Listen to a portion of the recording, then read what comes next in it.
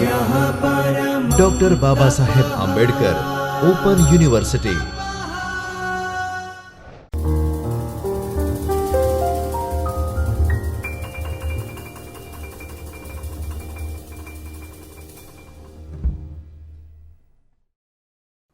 नमस्कार विद्यार्थी मित्रों,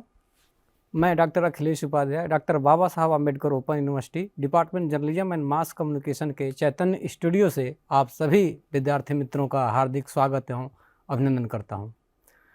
विद्यार्थी मित्रों, जैसा कि आप विगत कक्षाओं में पढ़ा और देखा, आज के इस कक्षा में, इस क्लास में हम जो है MA mass communication and journalism में हम जो है पेपर 2 में हम चर्चा करेंगे विद्यार्थी मित्रों ओरिजिन्स ऑफ कम्युनिकेशन की कम्युनिकेशन की उत्पत्ति कैसे होती है और कब होती है, और क्या कम्युनिकेशन का, क्या हम जो बोलते हैं, जो समझते हैं, जो देखते हैं वही एक माध्यम है या फिर और क्या हो सकता है। दूसरा, इस पेपर में ख़ास तौर से हम ये समझेंगे, जो हमारा paper understanding media mass communication and journalism में, इस पेपर में हम देखेंगे कि किस तरीके से कम्युनिकेशन को अपना करके और कैसे इसको अच्छा बना करके हम करते हैं। और दूसरी जो ख़ास बात है कि कम्युनिकेशन की जो उत्पत्ति है, जो इसका ओरिजिन्स है, ये ख़ास तौर से कैसे होता है इस प्लानेट पे। जब से प्लानेट है जो अर्थ है, इस प्लानेट पे ओरिजिन्स जब कम्युनिकेशन का होता है तो कैसे होता है। जैसा कि आपने देखा होगा कि जो हम कम्युनिकेट एक दूसरे से करते हैं, जो हम बोलते हैं, जो हम समझते हैं, जाहिर सी बात है वो हम वहीं सीखते हैं और समझते हैं। जो एक परिवेश होता है, जो हम एक हमारा जो आवरण होता है, उस आवरण के हिसाब से हमारी जो लैंग्वेज होती है, जो हमारी मादरी ज़ुबान होती है, जो मदर टंग होता है, उसी के अकॉर्डिंग हम फॉलो करते हैं। दूसरा हमें देखते हैं कि एक तो ये हो गया। दूसरा, एक साइन लैंग्वेज हम देखते हैं, सिंबल के वे में हम इसको समझते हैं। और थर्ड जो हम देखते हैं, जो सीखते हैं, जो दूसरी लैंग्वेज में सीखते हैं, बात वही होती है लेकिन एक लैंग्वेज का भाषा जो होती है, भाषा दूसरी हो जाती है। उसमें क्या डिफरेंसेस हैं, कैसे इसको सीखते हैं, कैसे अपनाते हैं, इन बारीकियों को हम समझेंगे। और कम्युनिकेशन जब हम बात कर रहे हैं ओरिजिन्स की, इस प्लानेट पे हम देखेंगे कि जब से मनुष्य आया या फिर जानवर आया, फिर जो भी छोटे बड़े जीव जंतु इस प्लानेट पे हैं, सबकी एक अपनी भाषा है। ऐसा नहीं कि मनुष्य अगर अगर वो बोलता है तो ऐसा कि अगर दूसरे नहीं बोलते हैं, दूसरे कम्युनिकेट नहीं करते हैं। सब एक आपस दूसरे में, एक अपने सोसाइटी में एक दूसरे को कम्युनिकेट करते हैं। हाँ, ये बात और है कि हम एक दूसरे की भाषा को नहीं समझ पाते हैं। जैसे कि एग्जाम्पल के तौर पे अगर हम देखें कि भारत का जो प्राचीन इतिहास काल में हम देखें, अशोककालीन शिलालेख हो या फिर जो भित्ति चित्र हैं या फिर जो केव पेंटिंग्स है, जाहिर सी बात आज को अगर हम उसको देखें समझे तो कुछ चीज़ें समझ में आती है, कुछ चीज़ें बिल्कुल नहीं समझ में आती है। ऐसे में हमें क्या होता है कि एक जो एक्सपर्ट होता है उसको देख करके उसको हमको देखना पड़ता है। तो विद्यार्थी मित्रों, इस विषय को लेकर के हम इस पूरे क्लास में जो यूनिट 1 है, इस पेपर में understanding media mass communication and journalism में जो ओरिजिन्स ऑफ कम्युनिकेशन, इस पे चर्चा करेंगे। तो आइए चलते हैं।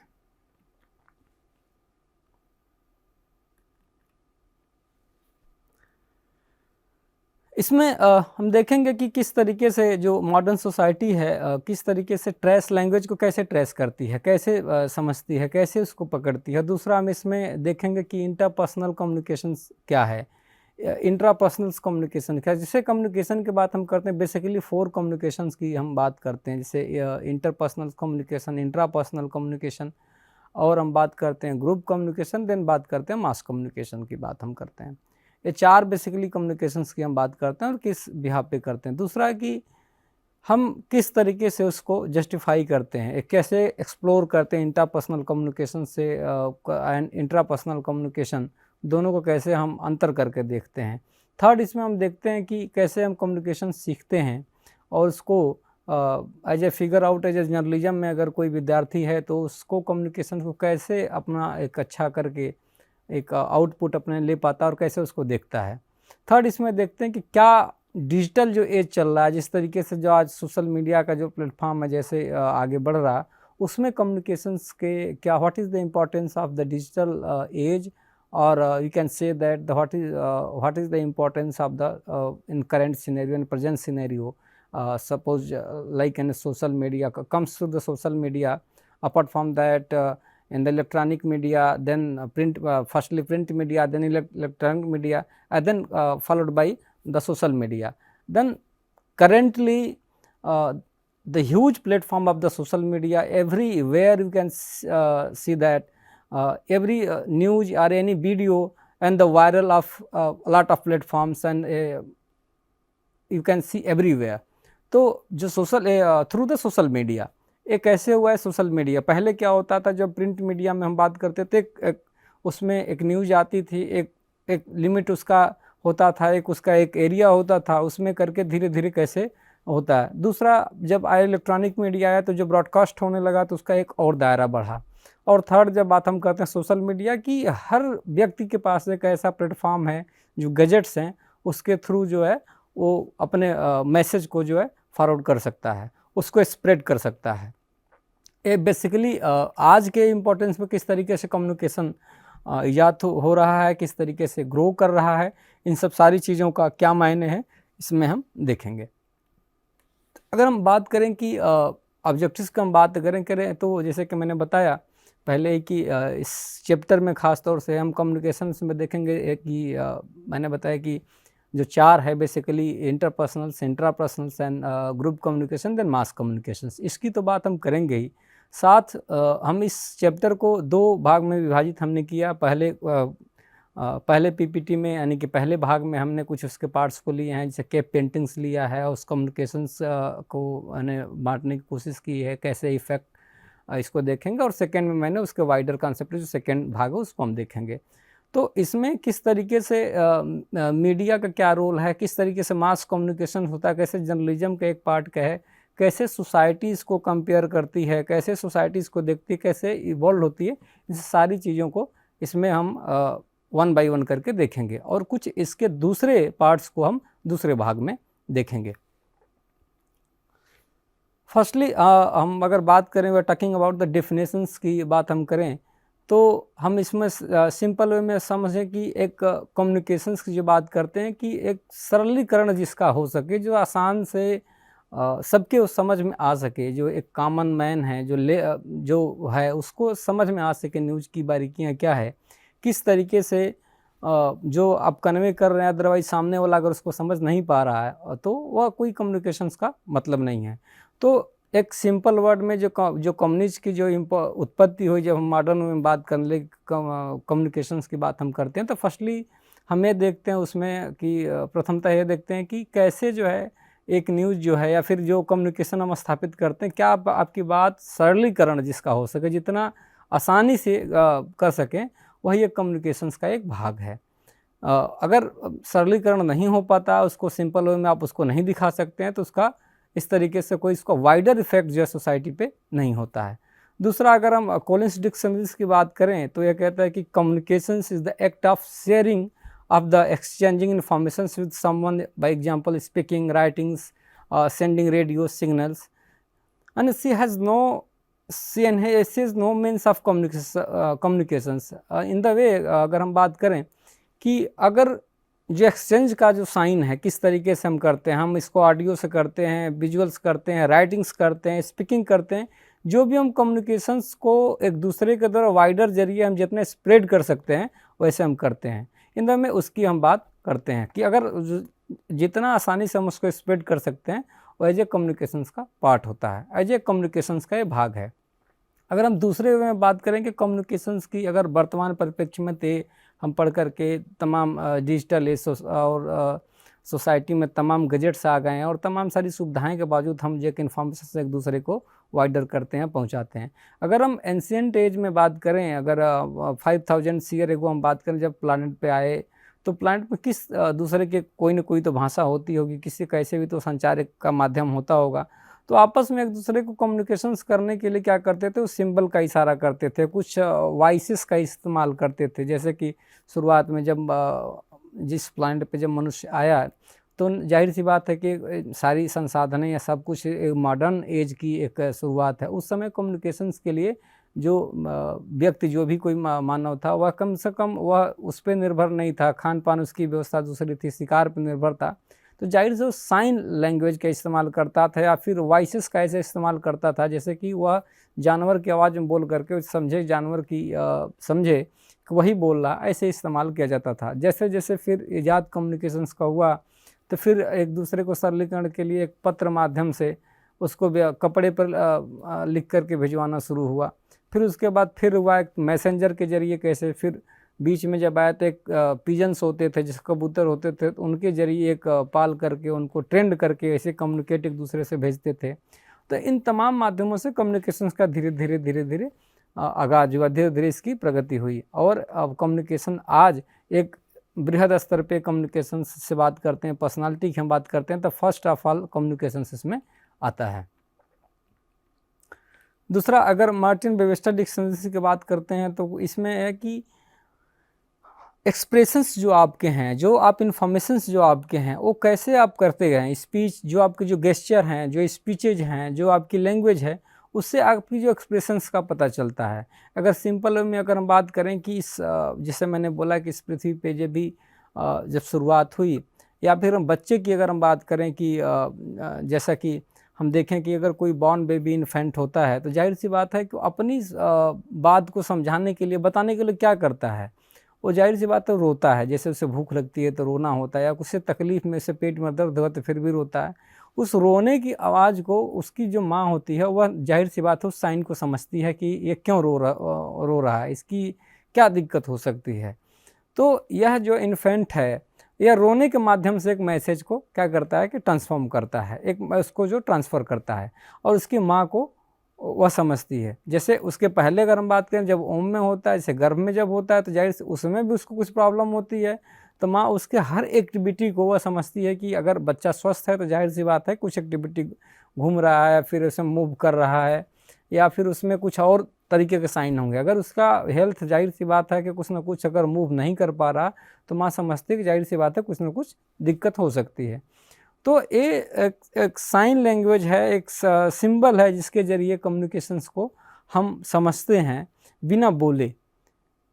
बोलने की जो प्रक्रिया शुरुआत होती है आफ्टर बर्थ होने के बाद, जो शुरुआत में कम से कम 3 साल तक बच्चा या 2 साल तक तो कम्प्लीटली हुआ, 2 साल तक कंटिन्यू सुनता रहता है कम्प्लीटली। सुनने के बाद धीरे धीरे शुरुआत करता है, जैसे माँ बोलेगा, फिर पापा बोलेगा, जो सरलीकरण जिसका हो सके वह बोलना शुरू करता है। फिर उसके बाद धीरे धीरे वह आगे बढ़ता है। इसी तरीके से जैसे बच्चे को अगर भूख लगी है तो किस तरीके से वो क्राइंग करेगा कि माँ समझे कि नहीं भूख लगा हुआ, तो एक जो साइन है या इससे कंफर्म होता है कि नहीं इसमें ये प्रॉब्लम हो सकती है, इसकी ज़रूरत होती है। एक ये भी कम्युनिकेशंस का माध्यम होता है जो कि एक दूसरे के बीच में स्थापित होता है। उसी तरीके से सेम वे जैसे हम बात करें जानवर की भी, तो जानवर में भी सेम प्रोसेस है। जैसे कि अगर ह्यूमन में है तो ह्यूमन में मदर बच्चे की, इन्फेंट की बात को समझती है, उसी तरीके से अगर जानवर में हम देखें तो वो भी उस बच्चे की कम्युनिकेशंस को समझते हैं। जैसे कोई गाय अगर नया बच्चा दे तो जाहिर सी बात है जो बच्चा होता है शुरुआत में 1 स्टेप और 2 स्टेप हट जाने के बाद वो क्या करता है, गिर जाता है, फिर उठता है, फिर गिर जाता है, फिर विदिन मिनट जो उठता है और फिर वो आगे गिर जाता है। तो इट हैपन्स नेचुरली, ये कोई ऐसा नहीं कि मतलब हो रहा है, एक नेचुरल प्रोसेस है। जैसे कि हमें कभी कभी होती है कि छींक अचानक से आ जाए, तो वो कोई ऐसा कोई साइन पहले नहीं होता कि 2 मिनट पहले कोई साइन दे और कोई बताए। जब शुरुआत की जब इसी तरह से कम्युनिकेशंस की बात हम करते हैं देखते हैं कि जो बच्चा होता है 2 बार 3 बार गिरेगा तो उसकी माँ उसको देखती है और संभलती है कि this is the process, this is the natural way. वो उसको उस तरीके से नहीं करती है जैसे कि मतलब गिर जाए तो फिर उसको ना फिर चलने दे, फिर ना कुछ करे, क्योंकि वह जानती है कि जितनी बार यह गिरेगा और उठेगा उतने ही जल्दी यह सीखने और चलने की कोशिश करेगा। उसी तरीके से हम देखें कि अगर हिरण का बच्चा होता है तो जाहिर सी बात कि आधे घंटे के बाद वो दौड़ना शुरू करता है, रनिंग शुरू कर देता है, क्योंकि एक टाइम के बाद जैसे कि बच्चा जन्म लेता है जानवर का किसी का, तो कहीं ना कहीं उसके एक प्रोसेस होता है। तो नेचुरल प्रोसेस को समझ कि माँ उस बात को, उसकी वॉकिंग को, उसके गिरने की भाषा को वह समझती है। इसके लिए ख़ास तौर से उसको ऑब्जर्व करती है, उसको करीब से उसको देखती है कि क्या इसके कॉजेज हो सकते हैं। क्या अगर सपोज करिए कि अगर कुछ देर बाद अगर बच्चा बॉर्न होने के बाद पैदा होने के बाद काफ़ी देर तक उठे ही ना, तो उस सिचुएशंस में जो उसकी मदर होती है वो चिंतित होती है कि नहीं, कुछ ना कुछ इसको प्रॉब्लम है। एग्जाम्पल के तौर पे एक जो एलिफेंट है अपने बच्चे को बॉर्न करती है, लेकिन कुछ देर बाद वो उठने की कोशिश करता है, लेकिन उसके पैर जो होते हैं, दोनों पीछे वाले दोनों पैर, वो पूरी तरीके से कंप्लीट नहीं होते, एक ऐसे बैंड करके होता है। लेकिन वह इतनी बार कोशिश करती है, माँ समझ जाती है कि आधे घंटे तक यह नहीं हो पा रहा है, तो उसको कोशिश करते करते करते एक प्रोसेस में ऐसा करती है कि फिर कुछ दिनों बाद वह जो है उसके कोशिश के और प्रयत्न से जो है वह जो बच्चा होता है, एलिफेंट का बच्चा होता है, वह धीरे धीरे मूव करना शुरू करता है और उससे एकदम नेचुरल वे में आ जाता है।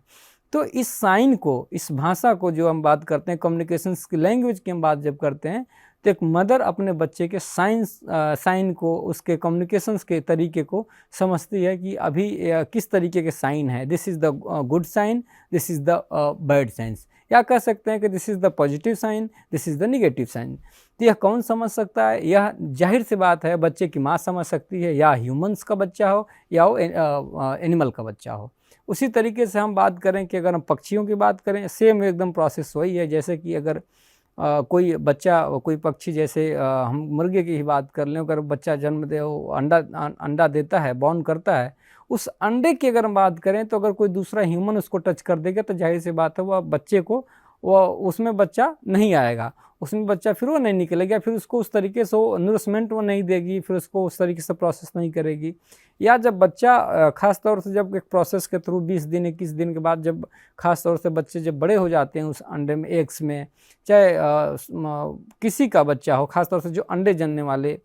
पक्षी होते हैं, उस प्रोसेस के समय जब वो फूटते हैं अंडे, तो उनको वो अपने से कोशिश करके फोड़ता नहीं है, क्योंकि वो देखता है कि अगर जैसे ही फोड़ने की कोशिश करेगा, एक जो पेरिफेरी है नेचुरल साइन का, नेचुरल वे का, वह टूट जाता है। वैसे में जाहिर सी बात है कुछ ना कुछ इफ़ेक्ट आ सकते हैं। इसलिए ख़ास तौर से जो एनिमल है और जो पक्षियों की हम बात करें, वे अभी भी एक नेचुरल वे में हैं। इसके बनस्पत अगर ह्यूमन को देखें तो जाहिर सी बात है उस नेचुरल वे को छोड़ करके एकदम मॉडर्न साइंस और आधुनिकता को देख करके थोड़ा अलग हो गया और अलग तरीके की व्यवस्था अपने को बना रहा हो साइंस के माध्यम से। लेकिन अगर हम पक्षियों की बात करें, जानवर की बात करें, तो वहाँ पे कुछ साइंस नहीं है, इसलिए अभी भी नेचुरल वे में उनका लाइफ स्टाइल है, उनका रहने का तरीका, तो उस तरीके से वो फिर भी ठीक हैं। एक जो कम्युनिकेशंस की बात होती है कि एक जो नेचुरल में कम्युनिकेशंस है, साइन है, लैंग्वेज है, उसको हम समझते हैं। दूसरा हम सीखते हैं, सीखने की प्रक्रिया में दूसरा किसी लैंग्वेज को याद कर लें, जैसे कि मदर टंग कुछ और है, दूसरी किसी भाषा को सीखना। सपोज कोई अगर हिंदी जानता और गुजराती सीख ले, या गुजराती जानता हिंदी सीखे, तो this is the second language of the part of the communication. इसकी हम अगर बात हम करें तो इस तरीके से एक प्रोसेस वे में चीज़ें आगे बढ़ती हैं। अगर हम बात करें कि methods of interpersonal communications, interpersonal communication जो अंतर व्यक्तिगत संचार है, खासतौर से ट्रेडिशनल मेथड्स में हम जब बात करते हैं, कम्युनिकेट करते हैं, जैसे हम एक्टिंग की बात करें, फिर उसमें चलने की हम बात करें, कैसे एक दूसरे को हम करते हैं। जैसे लेकिन अगर हम इंटरपर्सनल्स की बात करें, अंतर व्यक्तिगत जो संचार है हमारा, अंतर व्यक्तिगत संचार में क्या होता है कि हम एक पारस्परिक संचार कैसे हम बनाएं। अंतर व्यक्तिगत में हम जब देखते हैं कि खुद आदमी अपने से जैसे करता है कि एक्टिंग करता है या फिर डांस करता है, कुछ उस तरीके से आपस में बातचीत करता है। लेकिन जब इंटरपर्सनल्स की हम बात करते हैं, जब पारस्परिक संचार की जब बात करते हैं, तो एक दूसरे से संचार कैसे, how to communicate to others, how to communicate to other people, how to communicate to other leaders. तो इसमें क्या होता है कि आपको एक माध्यम को किस तरीके से इस्तेमाल करें, how to communicate others, it means कैसे अपना मैसेज को आप जो ट्रांसफॉर्म कर रहे हैं, कैसे उस अपने मैसेज को जो है आप आगे बढ़ा पा रहे हैं। इसको देखने के लिए एंशिएंट टाइम में अगर हम देखें ट्रेडिशनल मेथड्स की अगर हम बात करें, तो उसमें हम देखते हैं कि एंशिएंट टाइम्स में जो हॉर्सेस होते थे, उसके साथ एक होता था, उसके हॉर्सेस के जरिए भी एक दूसरे को मैसेज कन्वे पहुंचा देते थे। फिर तेज़ी से पहुंचाने के लिए हॉर्सेस का इस्तेमाल करते थे, फिर बुलॉक का इस्तेमाल करते थे, बैलगाड़ी, बुलॉक कार्ट्स का, बैलगाड़ी का इस्तेमाल करते थे। फिर थोड़ा सा और जब आगे बढ़ा तो जो ट्रांसपोर्टेशंस का एक दौर हुआ, ट्रांसपोर्टेशंस में जैसे जैसे मशीनरी आई, उस मशीनरी सिस्टम से इस्तेमाल करके वो एक मैसेज को तेज़ी से बढ़ाना शुरू किए। फिर बाद में थोड़ा सा और आगे बढ़ा तो उसमें क्या हुआ कि एक जैसे कि टेलीग्राम के एक माध्यम है। टेलीग्राम में वो क्या करते थे कि कुछ वर्ड्स टाइप करने के लिए, तुरंत वो मैसेज डिलीवर करने के लिए उसके कुछ पैसे चार्जेस किए जाते थे, और वह एक दूसरे के जरिए दूसरे जगह वो मैसेज पहुंच जाता था। और पुराने समय में क्या करते थे कि जैसे कि कबूतरों को पाल करके हॉर्सेस के जरिए, हॉर्सेस पे जो मैन होता था जा करके एक मैसेंजर देता था। अगर प्राचीन समय में और हम बात करें कैसे कम्युनिकेट करते थे, जो प्रिंटिंग के माध्यम से, तो कपड़े पर लिख करके उसको बनाते मैसेज जो है दूध के माध्यम से मैसेंजर के जरिए भिजवाते थे। या फिर अगर हम बात करें मेडिवल एज में, हम अगर शिवाजी की हम बात करें कि युद्धों में एक ख़ास तौर से तुरही जिसे इंडियन ट्रेडिशनल एक फोक एक म्यूजिक सिस्टम है, वो क्या करते थे कि युद्ध के समय उसका इस्तेमाल करते थे, उस माइक से इस्तेमाल करके या फिर उस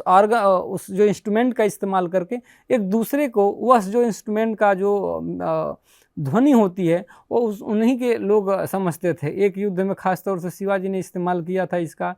कि एक जो इस इंस्ट्रूमेंट के जरिए एक व्यक्ति था, दूसरा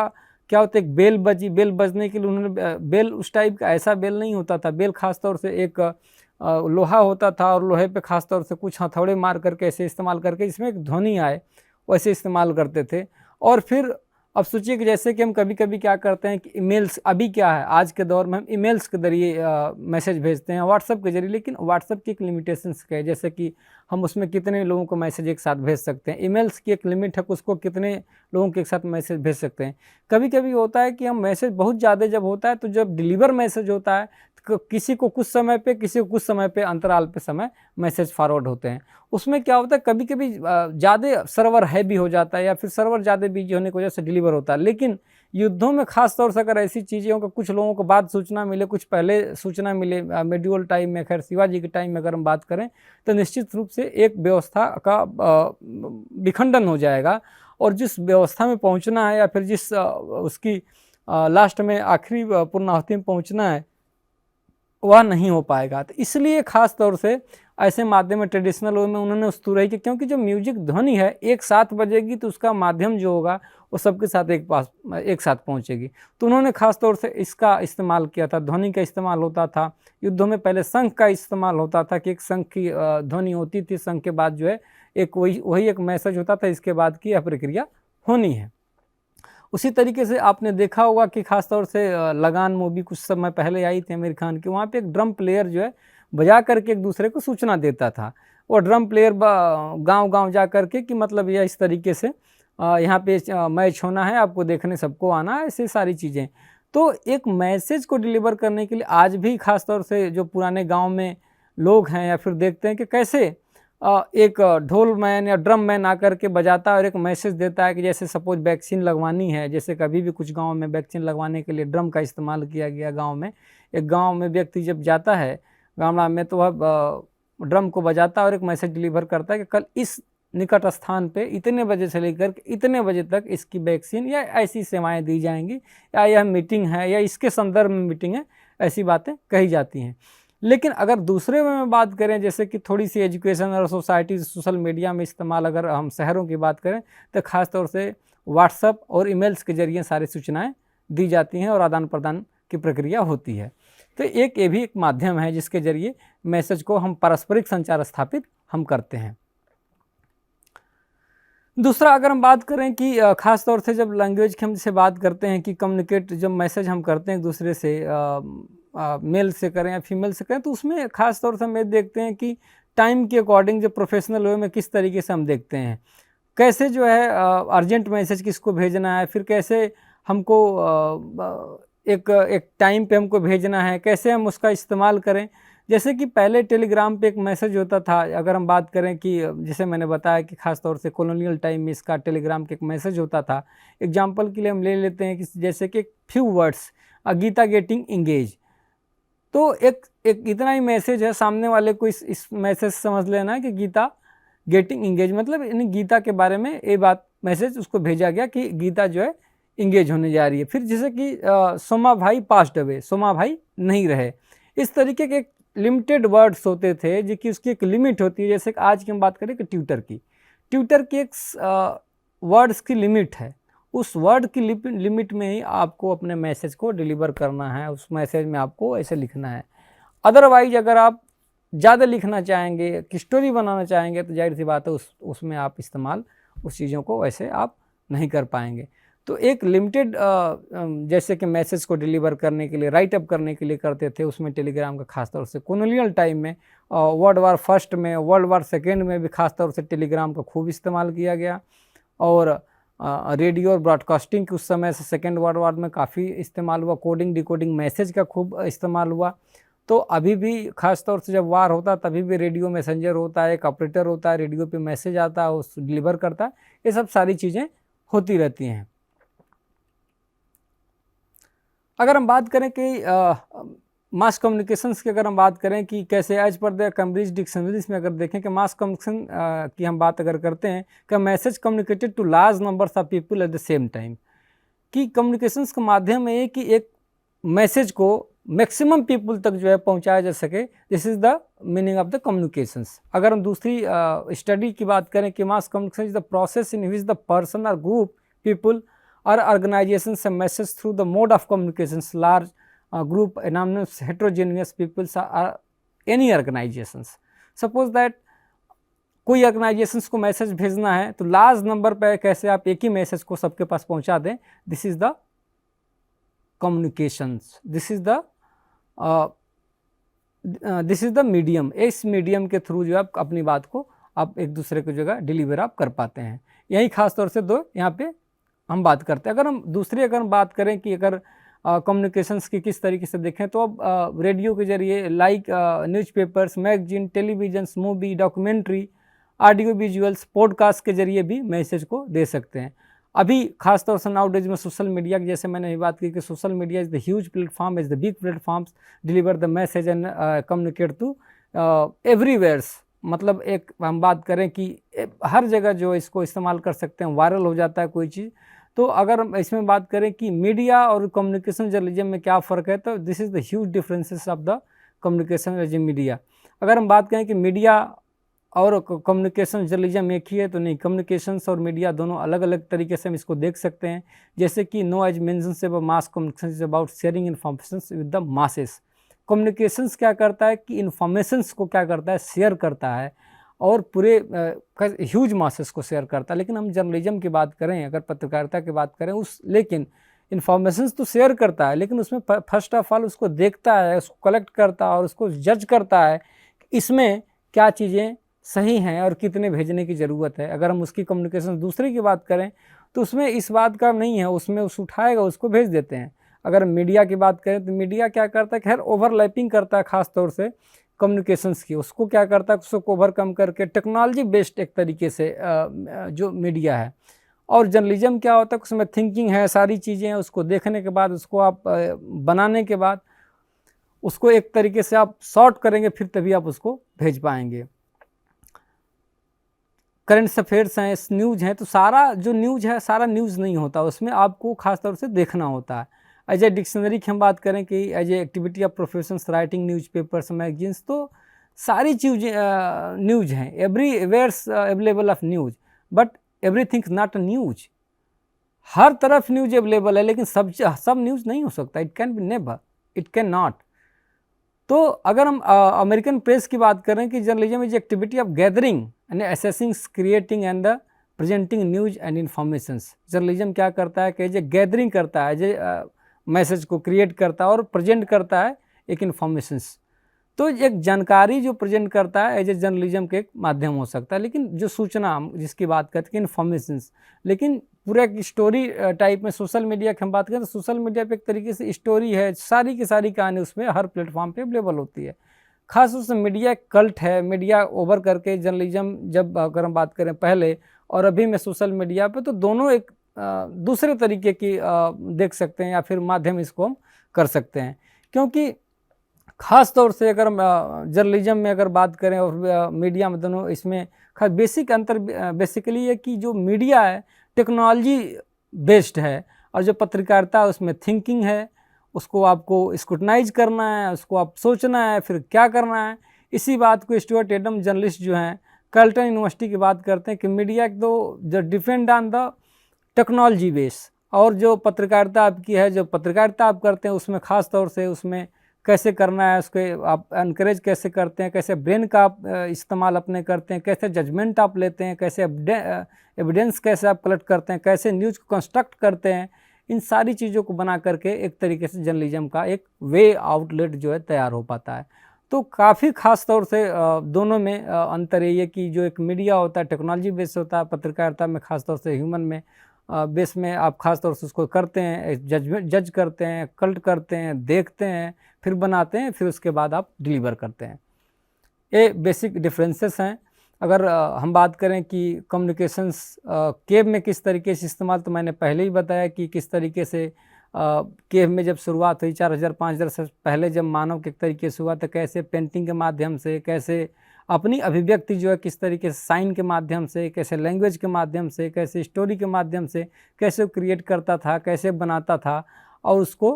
एक दूसरे जब समझते थे। लेकिन अगर आज की हम बात करें कि आज भी वो कुछ जो केव पेंटिंग्स अवेलेबल हैं, बट उसको हम समझ नहीं पाते हैं, उसको नहीं पर उसके लिए स्पेशलाइज्ड होता है, उसको सिंबल्स को समझना पड़ता है, उसको ख़ास तौर से जो आर्कियोलॉजिस्ट हैं, जो एंथ्रोपोलॉजिस्ट हैं, उसको देखते हैं, उसके एज को देखते हैं, उसके टाइम को देखते हैं, उसकी सिंबल्स को समझते हैं कि अगर ये इस तरीके के सिंबल्स है, दूसरा अगर इस तरीके के सिंबल्स है, तो जाहिर सी बात है क्या एक मैसेज हो सकता है, संभावित मैसेज क्या हो सकता है। इस तरीके के धीरे धीरे ऐसे केव पेंटिंग से इस्तेमाल होते होते ऐसे आज हम सोशल मीडिया और इस डिजिटल मीडिया के प्लेटफॉर्म पे अवेलेबल हैं। केव पेंटिंग्स और कम्युनिकेशंस के कुछ हम आगे छायाचित्र यहाँ पे हम दे रहे हैं, उसको आप देखेंगे तो आपको समझ में थोड़ी चीज़ें आएंगी और क्लियर हो जाएगा कैसे कम्युनिकेशंस स्थापित करने का माध्यम पहले क्या होता था और किस तरीके से डेवलप करते करते आज डिजिटल मीडिया के प्लेटफॉर्म पर आज हम पहुँच चुके हैं और सारी इन्फॉर्मेशन ऐसे हम शेयर कर पाते हैं। जैसे एरॉक पेंटिंग्स है, सेंट्रल इंडिया मध्य भारत की है। यहाँ पे कुछ जानवर आपको देखने को मिल रहे हैं और एक व्यक्ति के जो छायाचित्र से पड़ी हुई, या उसे आप इसको कह सकते हैं क्या, उसे भगाने की कोशिश कर रहा है या मारने की कोशिश कर रहा है। तो बेसिकली इस एक कम्युनिकेशंस का एक माध्यम है कि इसमें क्या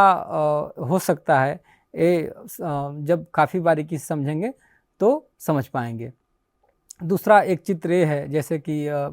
घोड़े और हाथी के कुछ यहाँ पे चित्र हैं, उस पे कुछ आदमियों को चित्र बनाए और बैठाए गए हैं। तो एक युद्ध का चित्रण है कि किस तरीके से एक जब प्राचीन समय में युद्ध होता था तो किस तरीके से जानवर का इस्तेमाल करके और एक दूसरे से लड़ाई लोग करते थे और कैसे एक राज्य का हस्तांतरण करने के लिए, फिर राज्य को लेने के लिए एक दूसरे राजा या फिर दो समुदाय आपस में लड़ते थे। इस चित्र पेंटिंग के माध्यम से ऐसे हम समझ सकते हैं। दूसरा एक जो केव पेंटिंग्स यहाँ पे है कि दीवार के अंदर एक गुफा के अंदर एक चित्र है, और जो दूसरी चित्र है खासतौर से यह एक समारोह जैसा चित्रित होता है, जैसे कोई समारोह हो, फंक्शंस हो, उसमें कुछ लोग इकट्ठे हुए हों, जैसे शादी का समारोह है, कुछ इस तरीके की चीज़ें हैं। तो एक आप समझ के हिसाब से आप अपने किस तरीके का आपका अंडरस्टैंडिंग है, वैसे आप इस परिकल्पना को आप समझ सकते हैं, इस छायाचित्र के माध्यम से आप समझ सकते हैं। तो कुल मिलाकर कहने का तात्पर्य बस मेरा इतना है कि जो केव पेंटिंग से स्टार्ट करते होते हुए आज डिजिटल माध्यम और सोशल मीडिया के प्लेटफॉर्म तक ह्यूमन पहुंच पाया है और एक किस तरीके से अपने मैसेज को वर्ल्ड वाइड जो है वह डिलीवर कर रहा है। और आज कोई भी भाषा ऐसी नहीं रही जिसको आप समझ नहीं सकते हैं, जिसको आप देख नहीं सकते हैं। ट्रांसलेशंस का माध्यम आ गया, उसको आप सुनने की चीज़ें देख पा रहे हैं। गूगल एक अच्छा प्लेटफॉर्म है, उसके ज़रिए आप समझ पाते हैं कि वो क्या कह रहा है, कहना तो वही चाह रहा है, बशर्ते ज़ुबान दूसरी है। तो कोई एक बैरियर नहीं है, no barrier of the any languages are everywhere, every word you can understand everywhere any language through the social media, so through the digital age and through the Google platform। तो एक तरीके से समझते देखें हम cave painting से अभी तक हम यहाँ आ गए हैं और इसको देख पा रहे हैं, तो जाहिर सी बात है एक कम्युनिकेशंस का एक प्रारूप है। अभी यहाँ पे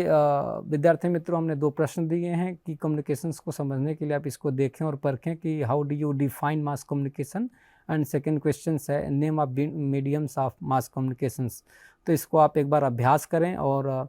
समझें कि क्या इसमें आपने जो पढ़ा और क्या समझा, तो निश्चित रूप से इसमें आपको सफलता मिलेगी। ये वीडियो का जो यूनिट का फर्स्ट पार्ट था, जो इसका नेक्स्ट इस यूनिट को होगा दूसरे पार्ट में मैं विद्यार्थी मित्रों लेकर फिर हाजिर होऊंगा। तब तक के लिए आप इसको अध्ययन करें और समझें, और धन्यवाद, नमस्ते। स्वाध्यायः परमं